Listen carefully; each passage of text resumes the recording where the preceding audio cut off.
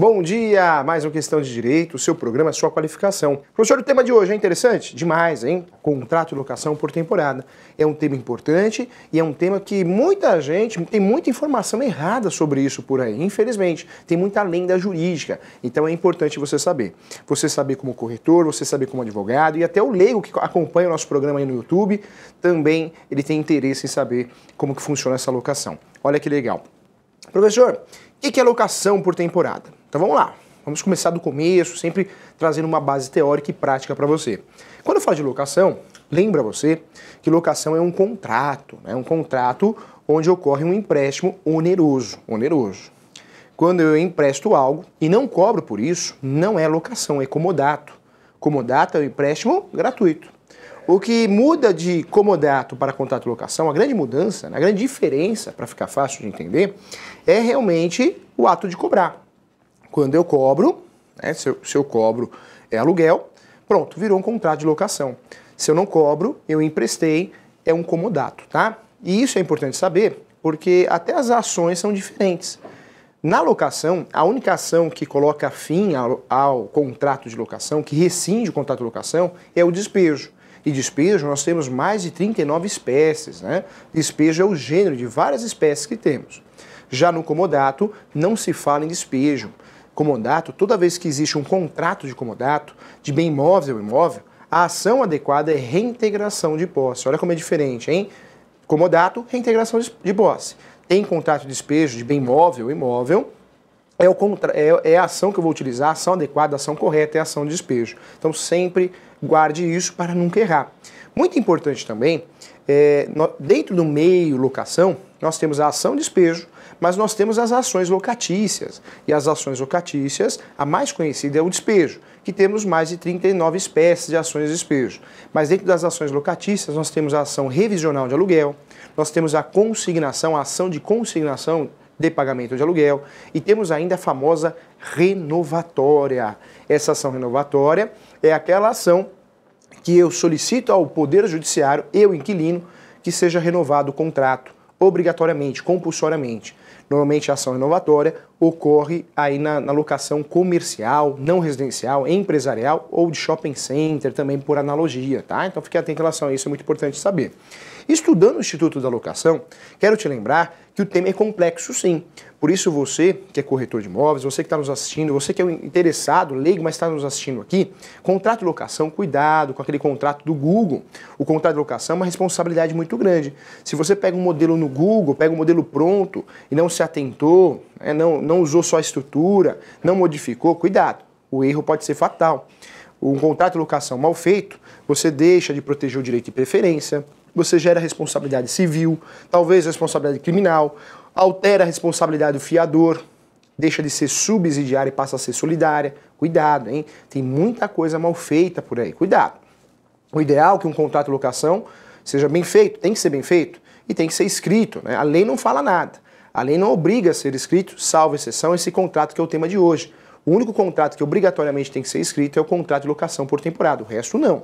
Quando eu vou fazer um contrato de locação, é importante fazer tudo bem feito, mas o bem feito começa do começo. O título eu tenho que colocar lá, contrato de locação por temporada, contrato de locação residencial, contrato de locação não residencial. Um bom contrato, um contrato de locação bem elaborado já começa pelo título. Evite de utilizar o gênero, use as espécies, né? Você já usa o título classificando o contrato. E aí, nesse contrato, você vai para o preâmbulo, e no preâmbulo fique atento. É importante ter todas as informações possíveis do locador ou dos locadores e dos inquilinos, né, os locatários. Então, RG, CPF, Estado Civil, profissão, tem que colocar lá, é muito importante fazer isso. Tá? Então, isso ajuda muito. Hoje você pode colocar num contrato até o e-mail eletrônico, você pode colocar o e-mail, pode colocar no preâmbulo do contrato, porque isso no novo CPC, lá no processual, é aplicado por analogia nos negócios imobiliários do Código Civil. Então você pode colocar no preâmbulo também o e-mail, se for o caso, pode colocar, porque é um meio de comunicação. Então, muito importante saber isso. Olha que interessante, o contrato começa bem feito, é bem feito pelo título. Título, partes, que é o preâmbulo, né? Locador, locatário. Depois não pode faltar objeto. Não pode faltar objeto. Um contrato bem feito tem que ter objeto. Já pensou você assinar um contrato que não tem o imóvel que você locou? Não pode fazer isso, tem que ter objeto. Então coloca lá o endereço, o número da matrícula do imóvel, número de contribuinte, é muito importante. Se possível, copia a matrícula. Tudo que está na matrícula, aquele desenho, aquele texto, né? De frente ao sol, do lado da lua. Eu sei que é um texto complexo, estranho, mas é importante no imóvel incluir essa descrição total, tá? É muito importante também. Olha que interessante, é importante você trabalhar com reajuste. Todo contrato de locação tem que ter reajuste. E reajuste, cuidado. Eu uso um reajuste só. Eu não vou sair aplicando vários reajustes. Já peguei um contrato na mão, ao ler o contrato, a gente assusta, né? O contrato será reajustado pela FGV ou pelo IGPM ou ainda pelo salário mínimo ou maior de todos os reajustes de todos os tempos via galáctica, né? Só faltou falar isso. Cuidado, não pode, reajuste é um só, senão ocorre uma abusividade, né? Como que eu coloco vários reajustes? Olha, o maior de todos é o reajuste no meu contrato. Não pode ser assim. Lembra você que na locação residencial e não residencial, eu só posso usar uma garantia, não pode ter duplicidade de garantia, é uma garantia só. Uma garantia só e ponto final. Ou eu faço um contrato sem garantia ou com uma garantia só. Dentro da garantia nós temos o seguro, nós temos a caução, nós temos também aí, além do seguro, caução, o fiador. E fiador não combina com caução. Toda vez que eu coloco no contrato a garantia de fiador, eu não posso mencionar imóvel, móvel, porque a garantia é o próprio fiador, é uma garantia obrigacional e não uma garantia real de objeto, móvel, imóvel. Cuidado com isso, tá? É muito importante entrar nesse assunto. Outra situação, locação no Brasil regulamentada pela Lei 8.245/91 tem que ser por dinheiro nacional, moeda nacional, né? Então, real. Não pode ser dólar, ien ou qualquer outro dinheiro, né? Qualquer outra moeda, não pode. Tem que ser moeda nacional. É muito importante você saber disso para não fazer um contrato mal feito que não tenha validade. O ideal é que tenha assinatura de todos, se tiver fiador, que o fiador assine também, inclusive sua esposa. O contrato de locação tem uma jurisprudência muito forte da assinatura, né, ou autorização, anuência, ou xória, ou marital, ou seja, o marido tem que assinar, a esposa tem que assinar, não tem conversa, mesmo que o regime de casamento seja de separação total de bens, o ideal num contrato de locação ou num contrato de compra e venda é todo mundo assinar. É o ideal, é o correto. Cuidado com a cláusula de direito de preferência, é muito importante também não esquecer. É importante também averbar esse contrato na matrícula do imóvel. É muito importante, não no caso aqui, nós vamos conversar do imóvel por temporada, mas é muito importante fazer isso porque gera a segurança do direito de preferência. Olha só que legal, olha que tanta informação importante. Olha só, quando eu estudo locação, então nós temos que pensar que locação é sinal que a pessoa não quer ou não tem condições de adquirir um imóvel. Ela vai ter que alugar. Locação é um baita ramo, um baita negócio, porque locação todo mundo depende, seja de um imóvel comercial ou um imóvel residencial. Alguém tem que morar em algum lugar, alguém tem que ter uma empresa, um comércio em algum lugar. Então todo mundo acaba sendo locatário ou locador, não tem jeito, não tem como passar por essa vida e não ser, dificilmente, né? Ocorre de não ser nem locador ou locatário. Então é importante você dominar esse assunto. E para dominar esse assunto, eu quero falar para você que nós temos a Lei 8.245, isso mesmo, Lei 8.245 de 91, que é a lei que tem que estar na ponta da língua do advogado imobiliário, do advogado civil, do corretor de imóveis, né, do administrador de bens, tem que estar na ponta da língua, porque essa lei trata de várias espécies de locações importantes. A Lei 8.245/91 vai tratar da primeira possibilidade de locação, que é a locação residencial. Residencial, para moradia. Vai tratar também da segunda espécie de locação, que é a locação não residencial. E quando eu falo não residencial, a lei fala assim, não residencial. Porém, a nomenclatura correta também é comercial, empresarial, também é não residencial, tá? Lembra você que quando os diretores, gestores de uma empresa, né, fazem a locação de um imóvel em nome da empresa para os gestores morarem, residirem, para morar próximo da empresa, essa locação, apesar de ter cara de locação residencial, porque para a moradia dos gestores, do diretor da empresa, ela acaba se classificando como locação não residencial. Então é uma pegadinha que nós temos aí no mundo jurídico. Como assim, professor? Não entendi. A empresa aluga um imóvel para o funcionário morar naquele imóvel. Essa locação, apesar de o objeto dela, o escopo dela ser para a moradia, essa locação não é residencial, é não residencial, porque quem alugou foi a empresa, tá? Então fique atento em relação a isso. Então, nós temos aí, entre a Lei 8.245/91, nós temos três possibilidades. Locação residencial, que é para moradia, não residencial que é comércio, empresa, shopping center também não residencial. E a terceira possibilidade, chegamos na terceira possibilidade, que é a locação por temporada. Essa locação por temporada é a locação curta, de duração curta, essa alocação por temporada. Nós temos a Lei 8.245/91, que é a lei do inquilinato e permanece sendo a lei do inquilinato. Mas tivemos uma alteração recente, que é a Lei 12.112 de 2009. É uma lei que alterou pouca coisa da Lei 8.245/91. Não é a nova lei do inquilinato, importante você saber. Dentro desse contexto de locação, nós temos ainda o Código Civil que trata de locação. Isso mesmo, o Código Civil que trata do contrato de corretagem também trata de locação de imóveis, bens móveis e também imóveis em algumas situações, como hotel, motel, a parte hotel, espaço publicitário, também a vaga de garagem autônoma, é tudo o Código Civil que vai tratar. E aí no meio da locação aparece o Estatuto da Terra. Então nós temos aí uma outra legislação que trata de locação, que é o Estatuto da Terra, que vai tratar de imóveis rústicos e rurais, locação de imóveis rústicos e rurais, arrendamento rural, né, entre outras peculiaridades importantes. Olha só como locação é complexo, hein? Muita gente, só a lei do inquilinato que eu vou ler, acabou. Não, tem a lei do inquilinato, né, que foi alterada ainda, mas continua sendo a lei do inquilinato, 8.245/91, tem a lei ainda, o Código Civil, né, e tem o Estatuto da Terra que vai tratar de locação. Olha quanta legislação tratando o mesmo assunto, olha como o assunto é complexo. Dentro da Lei 8.245/91, aí sim, ela vai tratar só de 3 possibilidades de locação. Só 3, hein? Bens imóveis, sempre bens imóveis. Temporada, residencial e não residencial.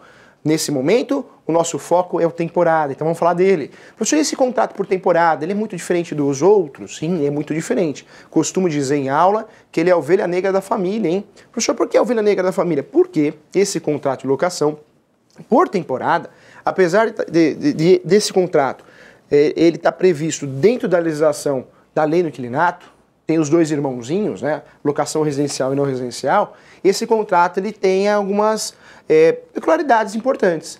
Primeira delas, enquanto os outros contratos, o contrato de locação não residencial e residencial, obrigatoriamente, né, não tem essa obrigação, né, ou seja, não é obrigado a fazer escrito. Nós sabemos que tudo tem que ser por escrito hoje em dia, por questão prática, segurança. Mas contrato de locação residencial e não residencial não é obrigatório fazer escrito. Não é obrigatório, não tem essa obrigação.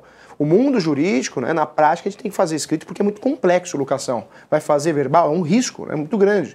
Mas nós sabemos que não existe a obrigatoriedade. A única obrigatoriedade que nós temos é o contrato por temporada. Contrato de locação por temporada, esse sim, esse tem que ser escrito. Tem que ser escrito. Professor, mas eu posso fazer verbal? Não, esse é obrigatório, tem que ser escrito. Quando eu falo de contrato por temporada, vou lembrar você que esse contrato não pode passar de 90 dias, não pode passar de 90 dias. Então o prazo, o período é 90 dias.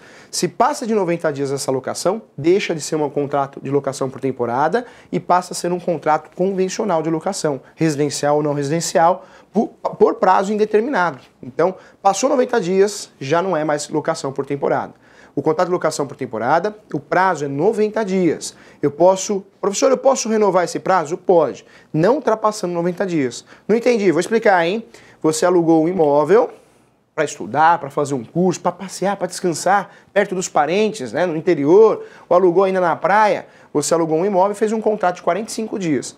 Você gostou tanto e falou, vou ficar mais 45 dias. Então você vai renovar. 45 mais 45, 90, né? 90 dias, legal. Está dentro do prazo do contrato de locação por temporada. Se ultrapassar, já não é mais temporada. Então, eu posso prorrogar esse contrato por mais uma vez, por mais 2 vezes, 3 vezes, né? Eu posso fazer isso. Só que não pode ultrapassar 90 dias. Como assim, professor? Eu alugo um imóvel por temporada por 30 dias. Renovei, 60. Renovei, 90. Mas não pode ultrapassar 90 dias, tá? Ultrapassou, não é mais contrato de locação por temporada, passa a ser um contrato de locação convencional, pode ser comercial ou não, né, residencial, mas por prazo indeterminado. Então toma cuidado com esse prazo aí que é muito importante saber, hein? Olha que situação importante também. Olha como é um contrato diferente dos outros. Tem que ser escrito, os outros não, é facultativo, pode ser escrito ou não. Esse contrato tem prazo certo, 90 dias, não pode passar 90 dias. Somados ou não. Passou 90 dias, já não é mais contrato de locação por temporada. E aí eu vou na garantia. Lá no contrato de locação residencial e não residencial, sempre preocupado com a garantia. É um contrato que pode ser feito com garantia ou sem. Professor, compensa fazer contrato sem garantia? Compensa. Processualmente falando, compensa sim. Porque quando eu faço sem garantia, é mais fácil eu conseguir tirar o mal pagador. né, com uma ação de despejo por falta de pagamento, porque cabe liminar, né, o efeito liminar, ou seja, cabe as tutelas provisórias e eu consigo com mais facilidade, processualmente eu consigo ganhar tempo, a verdade é essa. Quando tem garantia, parece que é bom, mas é ruim processualmente, porque eu tenho que calcionar, eu tenho que esgotar essa garantia, e aí demora muito, então você demora para conseguir tirar a pessoa, né? Quando eu falo de garantia, a garantia em si, ela atrapalha processualmente, ela pode ajudar em outras questões de segurança, mas processualmente ela atrapalha.